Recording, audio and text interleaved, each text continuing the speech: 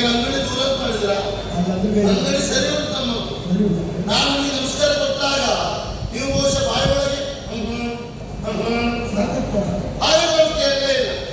ಇಲ್ಲಿ ಬಿಡಿ ಸ್ವಾಮಿ, ನಮಸ್ಕಾರ ಬನ್ನಿ. ಸ್ವಾಮಿ ಓ ಪರಿಚಯ ಆಯ್ತಾ? ನೀವು ಯಾರು? ಈ ಊರಲ್ಲಿ ನನ್ನ ಪರಿಚಯ ಇಲ್ಲ ಇದ್ದಾರೆ. ಈ ಊರಲ್ಲಿ ಈ ಊರಲ್ಲಿ ಪರಿಚಯ ಉಂಟೆ ಪ್ರಸಿದ್ಧಿ ಎಂದವರಿಗೆ. ಈ ಊರಿನ ಮನುಷ್ಯರ ಕಥೆ ಬಿಡಿ, ಪ್ರಾಣಿಗಳ ಕಥೆ ಬಿಡಿ, ಮರಗಳ ಕಥೆ ಬಿಡಿ, ಕಲ್ಲು ಅಲ್ಲ ಹುಡಿ ಮಣ್ಣಿಗೂ ನಮ್ಮ ಪರಿಚಯ ಅಷ್ಟು ಪ್ರಸಿದ್ಧಿ. ನಾವು ಬೇಕಾದ ಪರಿಶ್ರಮ ಮಾಡಿ ಕೈಯಲ್ಲಿ ಹುಡಿ ಮಣ್ಣು ಇಟ್ಕೊಳ್ಬೇಕು. ಹುಡಿ ಮಣ್ಣು ಇಟ್ಕೊಳ್ಬೇಕು. ನಮ್ಮ ದಿಕ್ಕಿಗೆ ಗಾಳಿ ಬೀಸ್ತಾ ಇರ್ಬೇಕು. ನಮ್ಮ ದಿಕ್ಕಿಗೆ ಗಾಳಿ ಬೀಸುವಾಗ ಆ ಹುಡಿ ಮಣ್ಣಲ್ಲಿ ನೀವು ಕೇಳಬೇಕು. ನಂದಿ ಶ್ರೇಷ್ಠಿಗಳ ಮನೆಯಲ್ಲಿ ಆ ಹುಡಿ ಮಣ್ಣು ಗಿಡದಲ್ಲಿ ನಮ್ಮನೆ ಅಂಗಳಕ್ಕೆ ಕೈಯಲ್ಲಿ ಹುಡಿ ಮಣ್ಣು ಗಾಳಿ ನಿಮ್ ಕಡೆ ಬೀಸ್ತಾ ಇರ್ಬೇಕು. ನಮ್ಮ ಕಡೆ ಬೀಸ್ತಾ ಇರ್ಬೇಕು. ಆ ಸಂದರ್ಭದಲ್ಲಿ ಆ ಮಣ್ಣಲ್ಲಿ ನೀವು ಕೇಳಬೇಕು. ಏನು ಕೇಳುವುದು? ನಂದಿ ಶ್ರೇಷ್ಠಿಗಳ ಮನೆಯಲ್ಲಿ ಅಂತ ಕೇಳಿದ್ರೆ ನಮ್ಮನೆ ಅಂಗಳಕ್ಕೆ ಆ ಹುಡಿ ಮಣ್ಣು ಬರ್ತದೆ. ಗಾಳಿ ನಿಮ್ಮಲ್ಲಿ ಬೀಸುವಾಗ ಒಳ್ಳೆ ಬಿಡ್ಬೇಕು. ಗೊತ್ತಿಲ್ಲ ಅಂದ್ರೆ ಪ್ರಸಿದ್ಧಿ ಬರ್ತವೆ ಹಾಗೆ. ಸ್ವಾಮಿ ಊರ ಗೊತ್ತಾಯ್ತಾ? ಇಲ್ಲ ತಾಮಲಿಂದ ಹೌದು. ಹಾಗಂತ ನಾವು ಮೂಲ ಇಲ್ಲಿಯವರಲ್ಲ, ನಾವು ಉಜ್ಜಯಿನಿಯಿಂದ ಇಲ್ಲಿ ಬಂದಿದ್ರ ಓಡಿಸಿದ್ರ ಅಲ್ಲ ಹಾಗೆಲ್ಲ ಸ್ವಾಮಿ. ನಮ್ಮ ಅಜ್ಜನೋ ಅಪ್ಪನೋ ಎಲ್ಲ ಉಜ್ಜಯಿನಿಯಲ್ಲೇ ಇದ್ದವು, ವ್ಯಾಪಾರ ಮಾಡಿಕೊಂಡೇ ಇದ್ದವು. ಏನ್ ವ್ಯಾಪಾರ? ಅಂಗಡಿ ವ್ಯಾಪಾರ.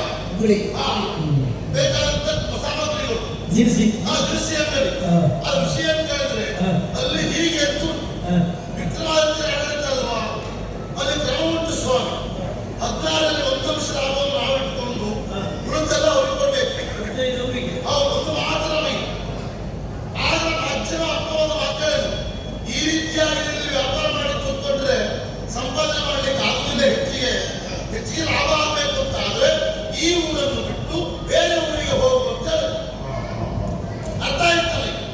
ಹಾಗಂತ ಯಾವ ಊರಿಗೆ ಹೋಗಿ ವ್ಯಾಪಾರ ಮಾಡೋದಕ್ಕೂ ಸಹ ಮೂಲ ಬಂಡವಾಳ ನೋಡ ಸ್ವಾಮಿ.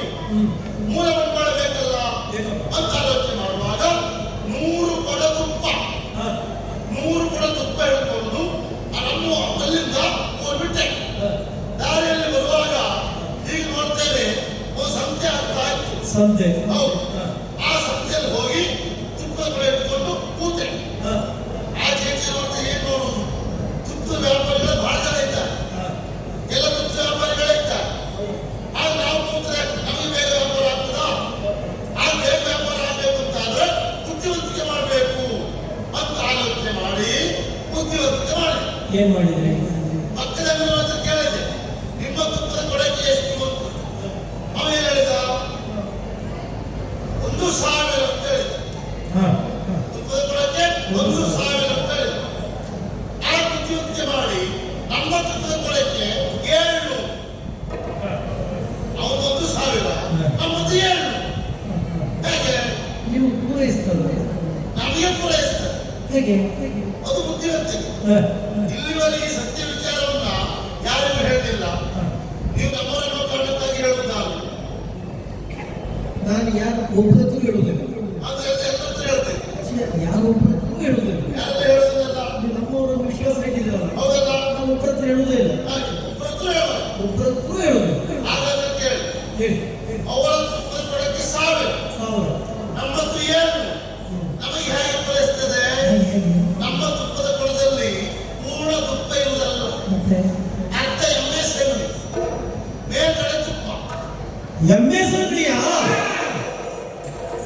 ಯಾರಲ್ಲಿಯೂ ಹೇಳುವುದಿಲ್ಲ ಅಂತ ಹೇಳಿಕೊಂಡು ಈಗ ಒಬ್ಬೆ ಹಾಕ್ತದೆ ನೀವು. ಅದು ಬುದ್ಧಿವಂತಿಕೆ ನೋಡಿ. ತಪ್ಪ ಎಮ್ಮೆ ಸಗಣಿಯನ್ನ ಅಡಿಗೆ ಹಾಕು, ಬೇರೆ ತುಪ್ಪ ಹಾಕು. ಒಂದೊಂದು ಗ್ರಾಹಕರಿಗೆ ನಾವು ಮೋಸ ಮಾಡುವುದಿಲ್ಲ, ಪರೀಕ್ಷೆ ಮಾಡುವುದಿಲ್ಲ. ಒಂದು ಕಡ್ಡಿ ಇಟ್ಕೊಳ್ಳು, ಆ ಕಡ್ಡಿಯನ್ನ ಗ್ರಾಹಕರ ಎದುರುಗಡೆ ಆ ಕೊಡಕ್ಕೆ ಹಾಕು. ಆ ಕೊಡಕ್ಕೆ ಹಾಕಿದಾಗ ಆ ಕಡ್ಡಿಯಲ್ಲಿ ಹೋಗ್ತದೆ, ಸಗಣಿ ತನಕ ಹೋಗ್ತದೆ. ಸಗಣಿ ತಾಕಬೇಕು ಕಡ್ಡಿಗೆ. ಆಗ ಮೇಲೆತ್ತುವಾಗ ಸರಿ ಬರುದಿಲ್ಲ. ಯಾಕೆ?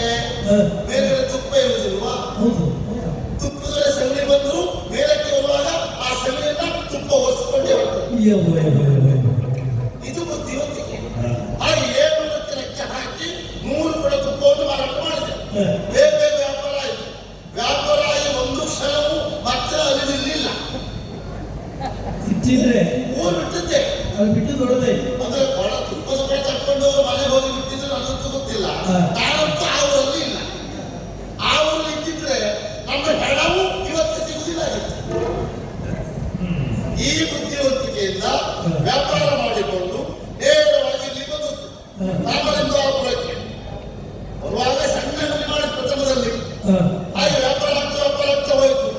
ಅಂಗಡಿ ದೊಡ್ಡದಾಯ್ತು ನೋಡಿ. ಈಗ ಎಲ್ಲಿವರೆಗೆ ಕೇಳಿದ್ರೆ ನಮ್ಮ ಅಂಗಡಿಯಲ್ಲಿ ಏನುಂಟು ಏನಿಲ್ಲ. ಏನಿಲ್ಲ. ಏನುಂಟು ಏನಿಲ್ಲ ಅಂದ್ರೆ ಏನೂ ಇಲ್ಲ ಅಂತಲ್ಲ. ಆನೆಯಿಂದ ಹಿಡಿದು ಸೂಜಿವರೆಗೂ. ಆನೆಯಿಂದ ಹಿಡಿದು ಸೂಜಿವರೆಗೂ. ಆನೆಯನ್ನು ಸಾಕಲು ಭಾರಿ ಕಷ್ಟ ಅಂತ ಶೆಟ್ರೆ. ಹೊಟ್ಟೆಗಳಿಗೆ ಸ್ವಲ್ಪ ಬೇಕಾ? ಅಂದ್ರೆ ನಾನು ಜೀವಂತಿದ್ದ ಆನೆ ಅಂತ ಹೇಳಿದ್ದ. ಮತ್ತೆ ಸತ್ತ ಆನೆಯನ್ನು ಸಾಕ್ತೀರ ನೀವು? ಅಲ್ಲ, ಆನೆ ಬೊಂಬೆ ಅದೇ ಬಂದೆ. ಹಾಗೆ ಎಲ್ಲವೂ ಉಂಟು ಅಂತ ಆ ರೀತಿ ಸಂಪಾದನೆ ಮಾಡಿ ನೋಡಿ. ಆಗಲೇ ತೋಟ ಯಾರದು? ಆ ತೋಟ ಇರೋದು, ಅಡಕೆಗಳು ನಮ್ಮದ್ದೇ. ಆ ಗದ್ದೆ ಇರೋದು, ಅದು ನಮ್ಮದ್ದೇ. ಆ ದೊಡ್ಡ ಮನೆ ಇರೋದು, ಅದು ನಮ್ಮದ್ದೇ. ಆ ಕತ್ತೆ ದೊಡ್ಡ ಇರೋದು, ಅದು ನಮ್ಮದೇ ಆಗಿತ್ತು. ಈಗ ಬೇರೆ ಕೊಟ್ಟಿದ್ದೇನೆ ಅಷ್ಟೇ. ಎಲ್ಲ ಪಿತ್ರಾರ್ಜಿತ. ಅಲ್ಲ, ಸ್ವಯಾರ್ಜಿತ ಎಲ್ಲವೂ. ಹೌದು. ಪಿತ್ರಾರ್ಜಿತ ಯಾವುದೂ ಇಲ್ಲ. ಏನಿಲ್ಲ. ಒಂದುಂಟು, ಯಾವ್ದು? ನಾವೇ. ಅಷ್ಟೊಂದು ಮಾಡೋದು.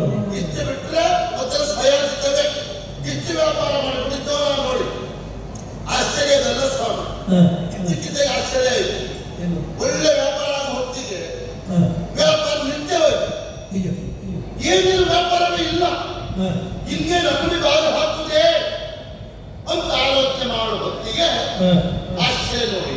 ಏನು? ನಮ್ಮ ಅಂಗಡಿಯ ಬಲಭಾಗದ ಬಳ್ಳಿಕಟ್ಟೆಯ ಮೇಲೆ ಒಬ್ಬ ಮಲಗಿದ್ದಾನೆ.